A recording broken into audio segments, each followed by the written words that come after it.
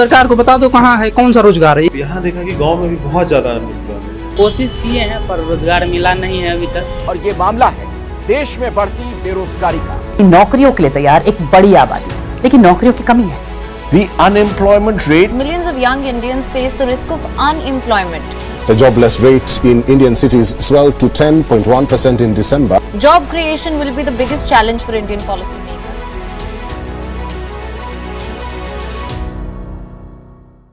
Hello everybody. India currently दुनिया की सबसे तेजी से बढ़ने वाली इकोनॉमीज में से एक है। जहां दुनिया भर से रिसेशन एंड इन्फ्लेशन जैसी खबरें आ रही हैं, वहीं कुछ मीडिया चैनल का कहना है कि इंडिया में रिसेशन नहीं आएगा और ना ही रिसेशन के कुछ ऐसे साइन दिख रहे हैं। और इनका ऐसा बोलना सही भी है, बिकॉज लास्ट कुछ टाइम से अगर आप देखोगे तो इंडिया की जीडीपी कंटिन्यूसली 6 से 7% के average year on year growth rate से बढ़ी है और 2023 में भी 7.2% के ग्रोथ रेट से बढ़ेगी। हर बंदा यही बोल रहा है कि इंडिया ग्रो हो रही है, इंडिया की जीडीपी ग्रो कर रही है। लेकिन अब सबसे बड़ा सवाल ये आता है कि क्या इंडिया सच में ग्रो कर रही है या फिर हमसे कुछ छिपाया जा रहा है। बिकॉज अगर इंडिया ग्रो हो रही है तो इंडिया में एम्प्लॉयमेंट क्यों नहीं बढ़ रहा।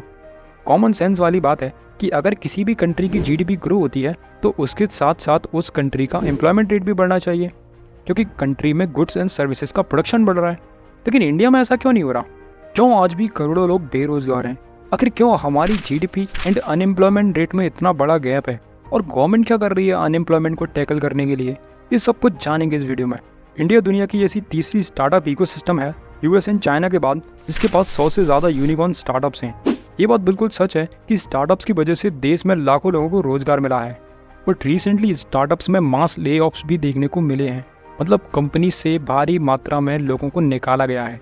आपको जानकर हैरानी होगी कि 2023 में फरवरी से मई के बीच में 30 लाख लोग अनएम्प्लॉयड हुए हैं। शायद यही रीज़न है कि लोग प्राइवेट जॉब से ज़्यादा गवर्नमेंट जॉब्स को प्रेफर करते हैं, क्योंकि वो सिक्योर होती हैं। लेकिन गवर्नमेंट जॉब्स काफ़ी लिमिटेड होती हैं, वो कभी भी इंडिया के अनएम्प्लॉयमेंट को फुलफिल नहीं कर पाएंगी। और ये सच्चाई है।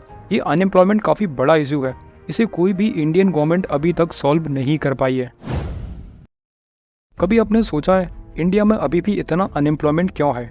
इसके दो सबसे बड़े रीजंस हैं। पहला रीज़न है lack of job creation.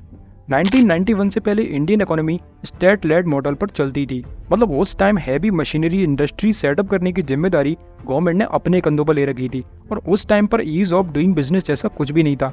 Closed economic policies थी और इंडस्ट्रीज में प्राइवेट सेक्टर का पार्टिसिपेशन बहुत कम था, इसलिए इंडस्ट्रियल सेक्टर की ग्रोथ इंडिया में स्लो हुई है।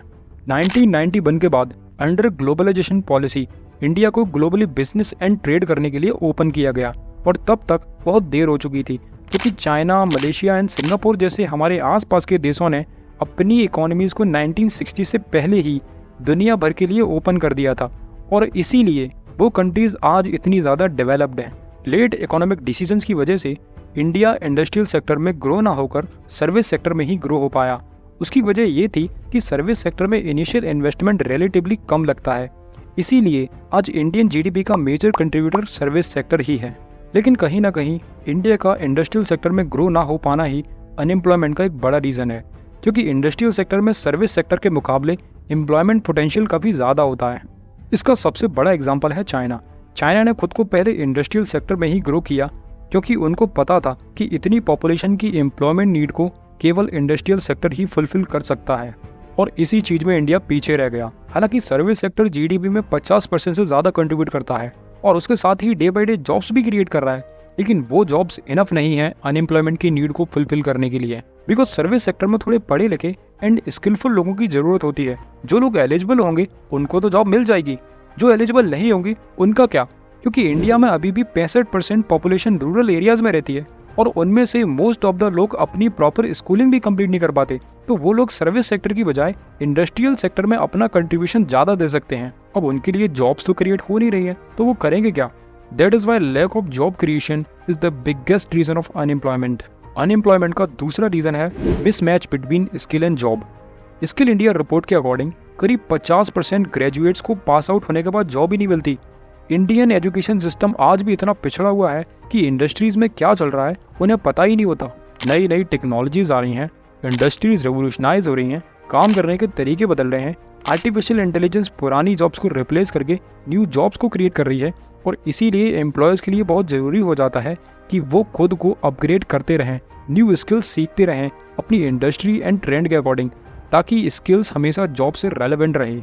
लेकिन स्कूल्स एंड कॉलेजेस जो 10 साल पहले पढ़ा रहे थे आज भी सेम वही पढ़ा रहे हैं, और इसके रिजल्ट में जब स्टूडेंट कॉलेज से पास आउट होते हैं तो उनको उनके हिसाब से जॉब ही नहीं मिलती, बिकॉज कॉलेजेस इंडस्ट्री की नीड के अकॉर्डिंग तो पढ़ाते ही नहीं। और फिर स्टूडेंट्स एक सही और अच्छी जॉब के लिए इंटर्नशिप करते हैं, इंडस्ट्री के हिसाब से न्यू स्किल सीखते हैं और खुद को जॉब के लिए एलिजिबल बनाते हैं, तब जाकर उन्हें कहीं एक सही जॉब मिलती है। और जो ऐसा नहीं कर पाता वो अपनी डिग्रियों के भरोसे ही इंटरव्यू देता रहता है।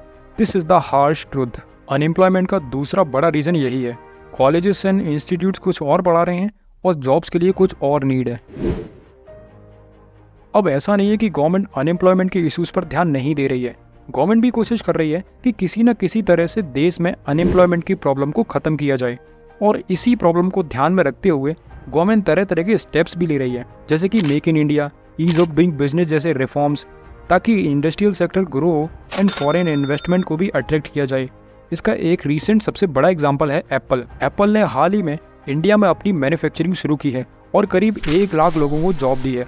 गवर्नमेंट चाहती है कि ऐसी और कंपनीज इंडिया में आएं ताकि इंडिया इंडस्ट्रियल सेक्टर में भी खुद को ग्रो कर पाए। इस वजह से गवर्नमेंट ने कुछ सेक्टर्स के लिए 2 लाख करोड़ की प्रोडक्शन लिंक्ड इंसेंटिव स्कीम भी लॉन्च की है, जिसके अंडर में electronics, automotive and battery manufacturing जैसी कंपनीज को इंसेंटिवाइज किया जाएगा, जिससे इलेक्ट्रिक व्हीकल्स के प्रोडक्शन के साथ एम्प्लॉयमेंट भी बढ़ेगा।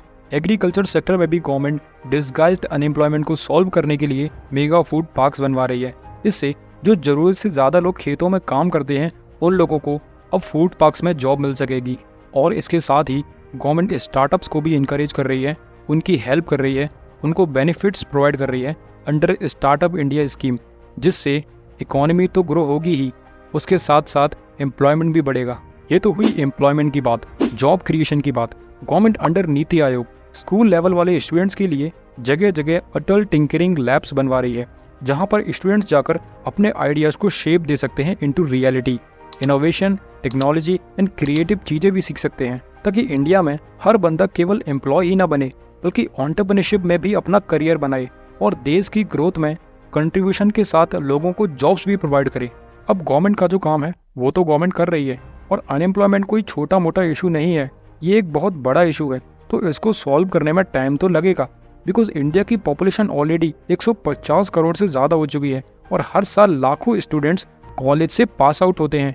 अब इतने लोगों को एक बार में एम्प्लॉयमेंट प्रोवाइड करना it's not a easy task. लेकिन मुझे लगता है जिस तरह से इंडिया तेजी से ग्रो कर रही है, अनएम्प्लॉयमेंट का इशू आने वाली कुछ ही सालों में सॉल्व हो जाएगा। आपको क्या लगता है? अपनी राय कमेंट में दे सकते हैं। और आपको अगर मेरा ये वीडियो इन्फॉर्मेटिव एंड वैल्यूएबल लगा हो तो वीडियो को लाइक कर दो और अपने इस थिंक वाइज चैनल को भी सब्सक्राइब कर लो। मिलता हूँ ऐसी एक और वीडियो के साथ। Till then keep learning.